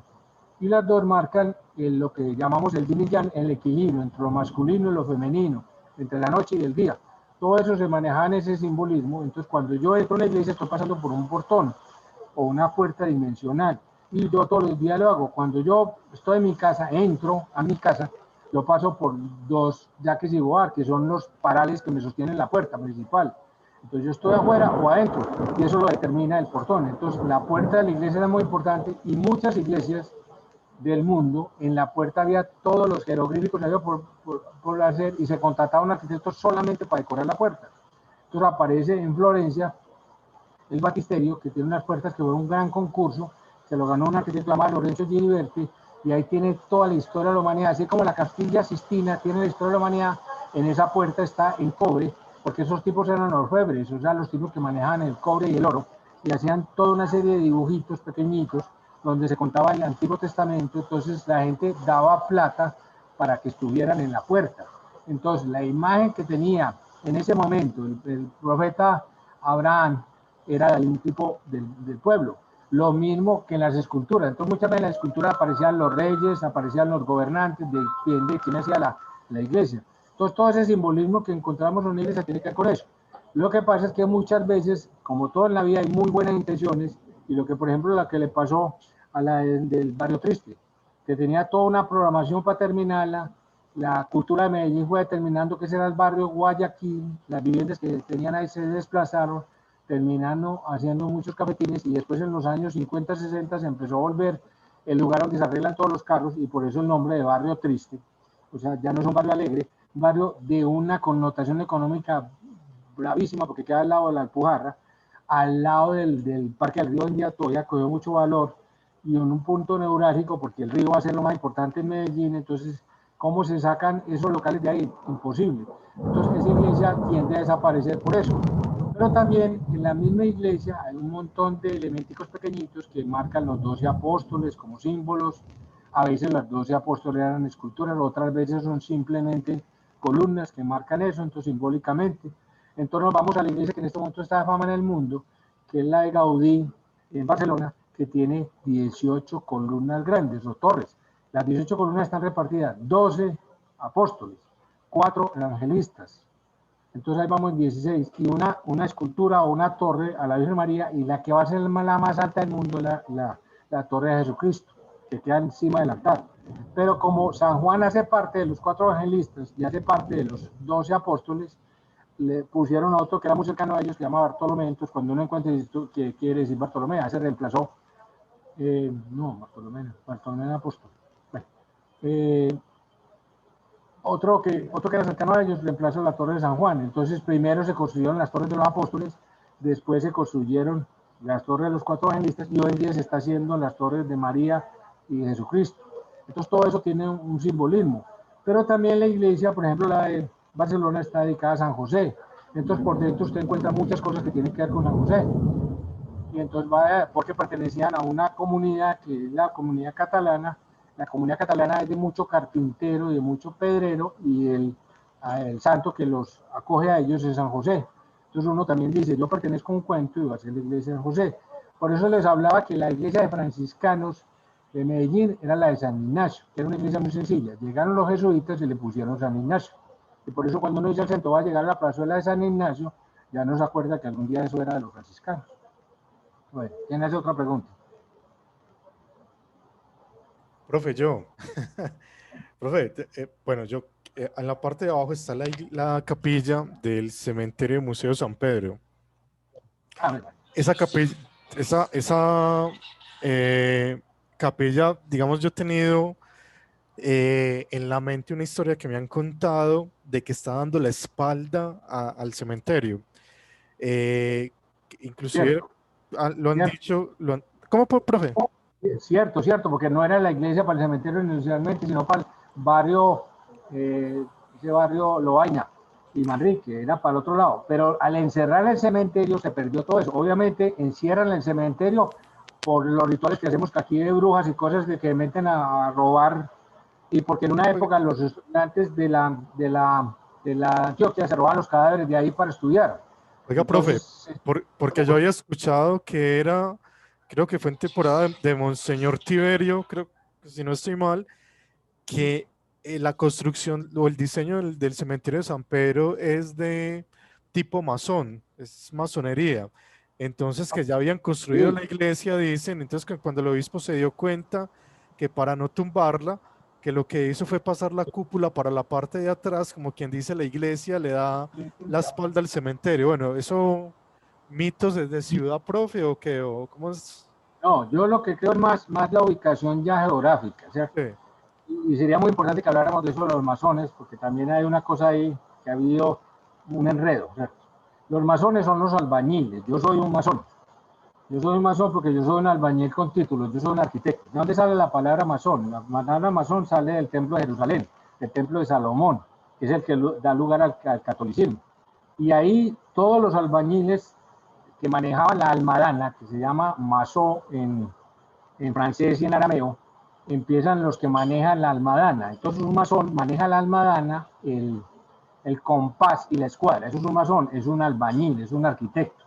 Pero en los años 1800 y pico, con la Revolución Francesa, los de la Revolución Francesa empiezan a tener unas organizaciones, unas comunidades o unos guetos encerrados y hacen lo mismo que eran los albañiles.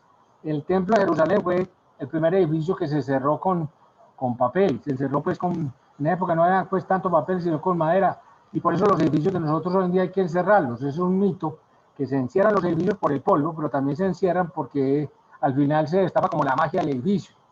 Entonces el edificio se encerraba. ¿Qué pasó en este cementerio? Se encerró el edificio y se encerró todo, pero también para proteger todos esos mausoleos y todo, y se tiraron en la arquitectura, porque en realidad lo que hay detrás de un cementerio siempre es pobreza, porque quién se le arrima pues a ese lado, ¿cierto?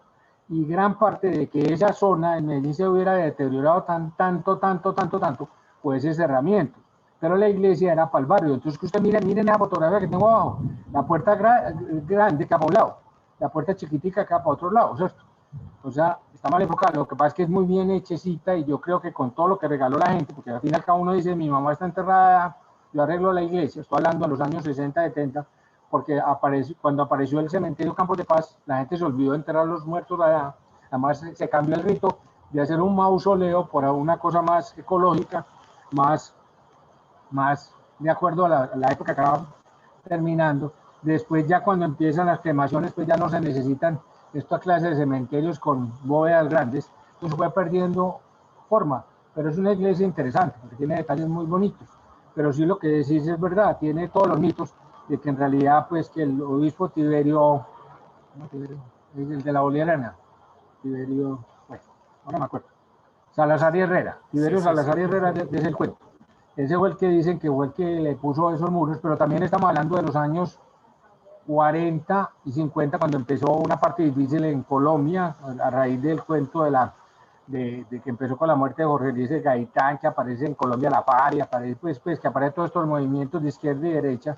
Entonces, todo lo que estamos viviendo ahora, lo que estamos viviendo esta semana, es producto de dos fuerzas en Colombia. Desafortunadamente la gente, pues yo no me voy a meter en eso, pero la gente muchas veces toma partido por el uno y por el otro y terminamos acabando con todo, como se acabó en el 48. Entonces también muchas iglesias en Colombia hubo que cerrarlas, porque también apareció el cuento que si yo era liberal, con todo respeto, acababa con los templos, ¿cierto? Porque no estaba de acuerdo con los templos. Así como había una gran cultura para darle plata a los templos, ayudarle al cuento sagrado, también hay el que dice que no son necesarios y que los conviertan en otras cosas. Ya, por ejemplo, en Europa hay muchas partes que uno se queda triste, que son iglesias muy bonitas, están dedicadas a otros cultos o a otras cosas, ya se vuelven como auditorios, y pasa como, por ejemplo, la iglesia de Constantinopla en Bizancio, que era católica y terminó siendo musulmán. Pues no tengo nada en cuenta, es muy bonita, pero cambia de una cultura a otra. Entonces, obviamente, la arquitectura va a cambiar, porque ya desaparecen los íconos, las pinturas de Jesucristo, de la Virgen María, y aparecen símbolos islámicos. Entonces, eso también influye mucho. Entonces, aparece la cúpula que sigue jugando también al Islam y funciona. Entonces, las sinagogas también tienen otra simbología que uno va a representar en la arquitectura. Entonces, cuando uno lo llaman a una sinagoga, a una mezquita, tiene que poner una serie de cosas. Por ejemplo, las mezquitas, en vez de tener las columnas al frente de la entrada, la tienen laterales y le llaman las almenaras. Entonces aparecen un montón de como obeliscos extraños afuera que representan los ritos. Pero todas estas cosas son la relación entre el hombre y Dios. Entonces siempre va a haber que una iglesia requiere torres, requiere el mito del obelisco, requiere grandes alturas, porque estamos hablando de una relación con lo sagrado, y aparecen muchas cosas. Y también muchas veces cuentan la historia por pasos, ¿cierto? Por ejemplo, en la iglesia de Chartres, en un lado de una torre y en el otro otra torre, porque de un lado a otro pararon 200 años y ya no estábamos románico cuando se empezó, sino que nos pasamos en el romano y pasamos al gótico, entonces ya cambió la estructura y la forma de hacerlas. Y la otra cosa en el cuento masónico es que los albañiles van teniendo como unas cofradías, y lo tienen todavía, y yo que he manejado muchas obras, uno tiene que ser con ellos, a veces con respetico, porque ellos manejan mucho término de ellos mismos, que ellos trabajan en equipo.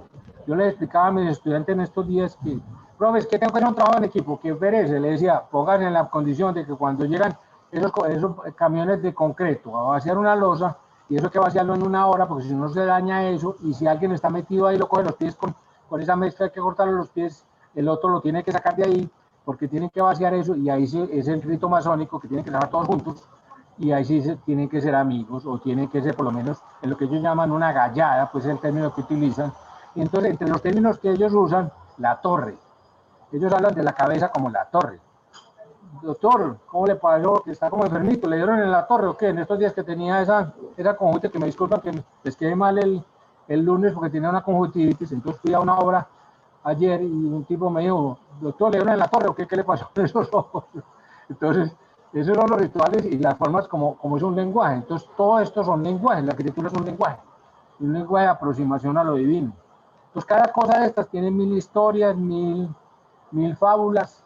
Por ejemplo, si quieren, en estos días les doy San Pedro, que le estudié ahora, que la estudié y quedé maravillado de todo lo que eso tiene esa iglesia, de todos los símbolos y de todo lo que se maneja, y la unión entre el pasado y el presente, porque la iglesia de San Pedro tiene un obelisco afuera que marca todo esto que les estoy diciendo. Entonces aparece un rito pagano, cómo se vuelve un rito cristiano, a través de cambiar ciertas cosas en la arquitectura y cómo se pasa de casi que una cosa como medio atea a una cosa en una unión con Jesucristo y con San Pedro y con todo el cuento. Bueno, otra pregunta. Bueno, por acá tengo a Luisa Carvajal. Luisa. Profe, hola. Yo quería Hola. preguntar acerca de las estructuras geométricas, ¿qué influencia tienen sobre la construcción de las iglesias? Buenísima, buenísima, buenísima. Pues yo no me meto a hablar mucho de eso porque no sabía qué público tenía acá, ¿cierto? Porque es que hablar mucho de la arquitectura sagrada, que tiene que ver con la geometría sagrada, y eso es muy de la arquitectura, ¿cierto? Pero también la geometría euclidiana es para todos, ¿cierto? Entonces la geometría euclidiana tiene parámetros muy definidos, y después entre Euclides, Pitágoras, y aparecen lo que es como el lenguaje de Fibonacci, que es el lenguaje de lo simbólico. Ahora, cuando se hizo todo ese escándalo con el código Da Vinci, hablaban que todos esos cuadros, todas esas cosas tienen el lenguaje de Fibonacci, y la arquitectura sagrada también. ¿Qué es el lenguaje de Fibonacci? Yo empiezo con el 1, le sumo el 2 y me da el 3, al 2 le sumo el 3 y me da 5, al 5 le sumo el 3 me da el 8, al 8 le sumo el 5 que es el anterior, me da el 13, al 13 le sumo el 8 me da el 22, y así hago toda la geometría de una iglesia de estas, porque eso me va a dar una proporción, y eso tiene que ver con todos los métodos de que yo tengo de cómo se traza un lugar, y el lugar se traza con por ejemplo, los maestros hablan del 3, 4, 5, que es el triángulo de Pitágoras. Cuando uno hoy en día va a hacer una construcción, llama un topógrafo, porque se hace el lujo, pero ¿cómo hacían antes? Cogían una pita y ponían una medida del 3 en un lado, la misma medida convertían en el 4, o sea, como el mismo módulo, y lo convertían en el 5, y con eso se hizo San Pedro. O sea, eso lo iban replicando. Entonces, si voy a hacer 10 metros, entonces yo cojo que es el 5, y entonces hago 8 y hago 6, pero si voy a hacer 100, ya hago, ¿cierto? Entonces empiezo a hacer 80 y 30, y así me voy yendo, y eso se llama la geometría sagrada, y eso va a estar en todo, porque el círculo es Dios, el triángulo es la Trinidad, y el cuadrado es lo terrenal. Entonces, en base a eso, pues se encuentra el cielo y la tierra, y sobre todo eso se va configurando toda esta arquitectura, y entonces todo eso aparecen ya todos esos lenguajes, como les digo, de Fibonacci, con toda la geometría sagrada, la geometría euclidiana, y todo eso va a tener unas proporciones. Entonces, cuando tengo la altura, en ese momento también había otra medida que era el codo, o sea, la relación entre la palma y donde voltea uno el brazo, eso da casi 40 centímetros en un hombre, y eso se multiplica. Lo mismo, un dibujo que hemos visto todo, que se llama el hombre Vitruvio, que lo arregló Da Vinci, quiere decir que la longitud si uno abre los brazos del dedo del corazón al dedo del corazón cuando está abierto es la misma dimensión que tiene de la cabeza a los pies. Y ahí se descompone todo lo que llama la ergonomía. Y eso va a ser un tratado para que yo, cuando vaya a hacer una banca, la toque a 45 centímetros de altura, porque si le hago más alta, la gente se me va a cansar, y si le hago más bajita, también se me va a cansar. Y eso tiene que ver también con el día, cuando manejamos computadores y todas las sillas como tienen que ser, y todos son modulores, y todos representan unas medidas especiales, y se basa normalmente en un hombre de 1,70 que tiene una serie de proporciones, y entonces la puerta va a tener unas proporciones. Entonces, cuando uno hace un lugar sagrado o un lugar deportivo también, para dar la conmoción, marcar como aquella cosa de asombro, uno cambia esas proporciones y las cambia por otras, pero siempre pensadas en que va a buscar como una unión a algo distinto. Cuando uno entra a una catedral gótica, y si alguno ha tenido la oportunidad, uno inmediatamente queda callado. Si usted entra a Notre Dame de París o entra a Chartres, a una iglesia de esas, o a la Sagrada Familia de Gaudí hoy en día, uno dice, aquí está Dios. Cuando uno entra a la Sagrada Familia de Gaudí en este momento, pues yo entré en el año 97 cuando no tenía techo, y me han mandado muchos videos, y tengo otra conferencia de eso que también se las puedo dar, y la gente que va me dice, Humberto, te quedaste cortico cuando nos hablaste, ahí está Dios. Eso es maravilloso. Eso uno queda unido a la divinidad, pero no porque sea católica ni nada, porque uno puede pelear, sino a ese Dios supremo, ese Padre, lo encuentra uno en el color, en las proporciones, en la luz, en el material, en la altura, en todo lo que eso tiene. Y entonces son arquitecturas hechas a base de hombres que son muy sensibles. Entonces todo eso se va dando, pero todo eso es basado en medidas geométricas. Profe, yo tengo Otra pregunta. sí, tengo una preguntita aquí rápida. No sé si me permites, voy a compartir pantalla, profe. Te muestro algo acá en Dale. internet y es hablar un poquito de este otro templo que no tiene nada que ver con lo religioso, pero que también es muy simbólico en Medellín, que es el templo egipcio. No sé si lo estás viendo, profe, los estudiantes. Profe, ¿alguna información o algo de pronto sobre este otro templo? Sí, sí, sí, sí. Y me Me- tocó, pues, a uno le va me- tocando en la vida lo que le gusta, sí, sí. a uno le va tocando lo que le gusta. Y en 1978 me tocó trabajar en el edificio que hay en el Cerro Notivara. El edificio que hay en el Cerro Notivara es hecho por Laureano Forero el diseño, yo era el alumno preferido de Laureano Forero, y entonces buscaron a alguien que lo construyera y me tocó construirlo, y eso tenía toda la simbología extrañamente sagrada. Y apareció un señor que me dijo que le mirara el Palacio Egipcio, que porque él quería hacer un restaurante como el que hicimos en el Cerro Notivar. El señor era apellido Izaza, pero también tenía que ver con la cosa que llamaba Inver Creativas, que era donde estaban unidos todos los hoteleros de Medellín. Y lo quise estudiar. Y eso fue hecho por un señor Estrada. Este señor Estrada es el de las ópticas de Sucre. Todos los hijos fueron los que manejaron las ópticas durante muchos años, y este señor era fanático de Nefertiti. Y él se fue a estudiar, a hacer su casa inicialmente como un templo de esos de Tebas, y se fue y copió con todas las características de lo sagrado de los egipcios, ¿cierto? Como son todas esas columnas en forma de lirio que pertenecen al templo de Abu Simbel y compañía, y a la torre que simboliza el obelisco. Esa torre es un obelisco, y encima del obelisco hay un observatorio astronómico.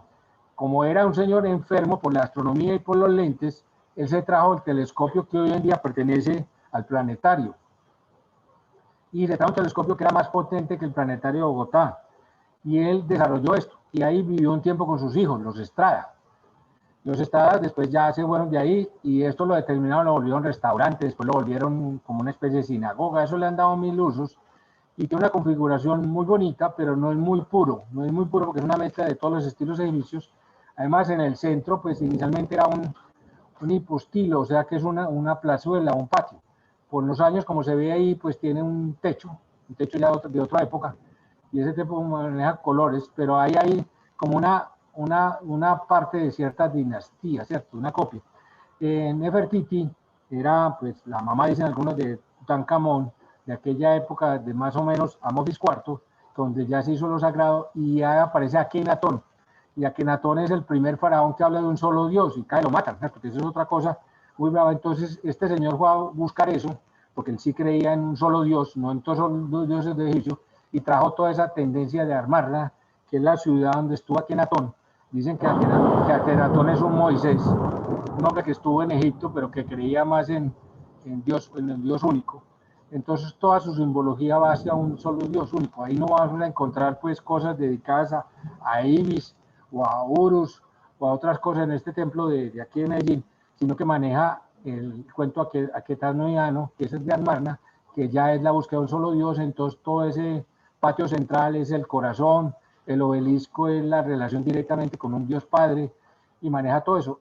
Inicialmente esta casa debió haber tenido en el centro una pileta, que según la arquitectura, yo les dije eso cuando en el año 78 me llamaron para estudiar esta arquitectura, les dije aquí hay que recuperar la pileta, y se empezaron a buscar y le preguntaron a los dijeron que sí, que el papá había hecho una pileta, pero no le gustó, no le gastó mucha plata, porque ya el señor cuando ya vino no estaba viejo, y entonces le quedaron como muchas ideas pesadas, pero era un lugar también de unirlo a esto.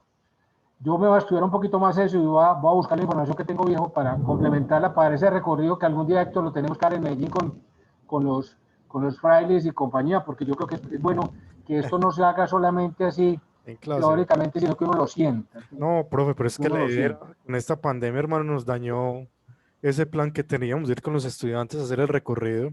Eso ya estaba casi que listo, pero vea, la pandemia nos Pero dañó. nos ha invitado a estudiar, nos ha invitado a estudiar, Héctor, nos ha invitado a Sí, estudiar. sí, sí, eso es verdad, profe, eso es cierto. Profe, bueno, no sé si algún otro estudiante tenga alguna inquietud para dar cierre como al encuentro. No sé si Diego, a ver quién hay por acá, iPhone, Juan David Cano, Julián, Luisas, ¿tiene algún comentario? Bueno, profe, hola. Diego. Profe, bueno, preguntas no tengo, porque, pues, pero sí un comentario y es que no tenía ni idea que de todas las iglesias, por ejemplo, aquí el área metropolitana, creo que uno, bueno, por lo menos yo había visto muy poquitas de todas esas. Creo que pues las más conocidas que uno ha visitado, pero son demasiadas. Qué iglesias tan bonitas, pues mucho conocimiento en esta clase sobre este tema, pues porque la infraestructura de cada una es muy bonita, o sea, son Sí, sí. demasiadas, cada una como con ese toque tan diferente, pero tan, no sé, me parecen demasiado bonitas todas las iglesias. Mucho conocimiento Es que que destacar. lo triste, Diego, es que en Medellín lo debíamos enfocar en vez de pensar en centros comerciales, en lo más de nosotros. Con todo respeto, yo hago los centros comerciales, trabajo mucha arquitectura, me ha tocado trabajar mucha arquitectura, llevo muchos años dando clases de arquitectura, entonces soy muy amigo de casi todos los arquitectos de Medellín, porque han sido mis colegas, mis profesores o mis alumnos. Y entonces hace mucho tiempo vengo hablando de que en realidad deberíamos partir al revés, en vez de hacerle homenaje a las calles, porque a mí sinceramente me tiene...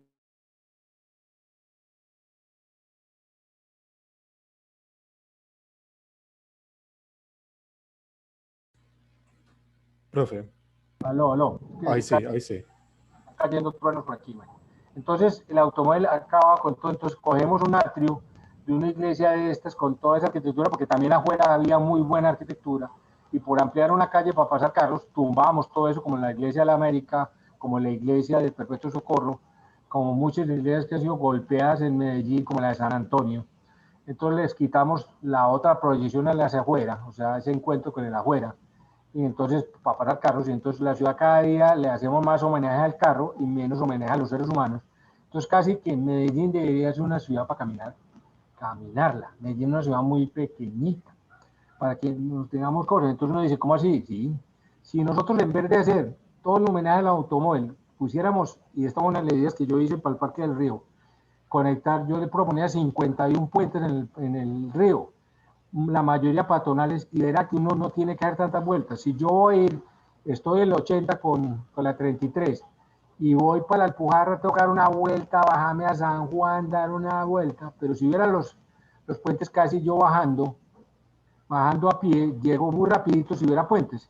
Esta ciudad se podía recorrer y unirla a través de parques y a través de lo que es lo nuestro, que son nuestras iglesias, ciertos edificios característicos, y meterle caminos a la gente, ¿cierto? Que la gente vuelva a tener el encuentro. Nosotros estamos dados a hacer urbanizaciones de 200 apartamentos donde nadie se encuentra con nadie. Y entonces, y usted vive 10 años ahí y no conoce a los vecinos.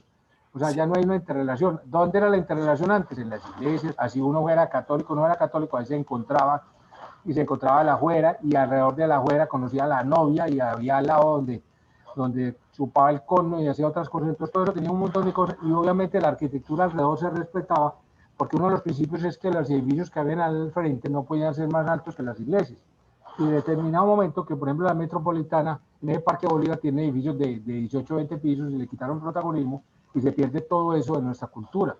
Entonces hemos atacado toda esa nuestra cultura, le hemos vuelto nada y no sabemos qué es lo que tenemos. Es casi que uno podría hacer una arquitectura de Medellín lo sagrado. Mejor dicho, profe, muchas cosas por aprender. Profe Gilberto, muchas gracias. No, hombre, con mucho gusto. Entonces, quedamos listos. Cuando me necesitas con mucho gusto y estoy para junio. Sí, profe, Estoy preparándole muchas cosas. Y si me necesitan en el camino, me llama. Listo, yo sé que sí, profe. Un abrazo, pues. Muchas gracias. Bueno, muchachos, espero que les haya gustado, que hayan aprendido. Sé que estas clases tienen, cultura religiosa, tienen mucho que aportar, hombre. Entonces, ya con esto vamos cerrando pues como el encuentro y bueno, no sé, comentarios así rápidos. Julián, ¿quién es Juan David Cano, hombre? Luisas, ¿y quién es iPhone? Así rapidito. Profe, iPhone Elkin. Ah, ya. Elkin, comentario así rápido. Profe, no, pues muy interesante sobre el tema que se habló hoy en la clase y que aporta mucho, pues, a lo religioso y sobre las iglesias que uno pues no sabía, ¿no? Que existían todas esas. Juan David. Sí, profe, buenas tardes. ¿Cómo vas, hermano? Comentario rápido. Profe, no, muy interesante que se pueda preservar la cultura arquitectónica de las iglesias para así brindarle a las nuevas generaciones estas diferentes estructuras y que no se pierdan en las generaciones. Muchas gracias, Juancho.